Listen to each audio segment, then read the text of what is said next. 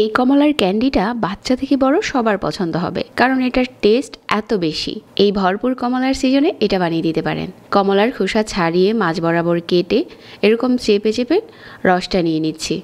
যতটুকু ক্যান্ডি বানাবেন রস ওরকম করে নিয়ে নিতে হবে। আমার এখানে প্রায় 3 কাপ হয়েছিল। সাথে 1 কাপ চিনি আর 1 টেবিল চামচ আগার আগার পাউডার দিয়ে খুব ভালো করে নেড়েচেড়ে মিশিয়ে নিচ্ছি।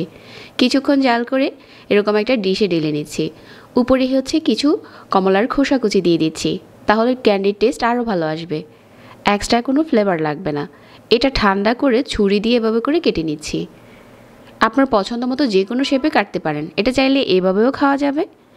এখন হচ্ছে এই ক্যান্ডিটাকে আরও আকর্ষণীয় করার জন্য চিনিতে গুঁড়িয়ে নিচ্ছি।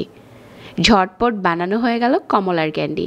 এটা আপনি নরমাল ফ্রিজে রেখে দিলে অনেক দিন পর্যন্ত ভালো থাকে। আজকের রেসিপি ভালো লাগলে পেজ ফলো করতে ভুলবেন না। সবাইকে ধন্যবাদ জানিয়ে এখানে বিদায় নিচ্ছি। আল্লাহ হাফেজ।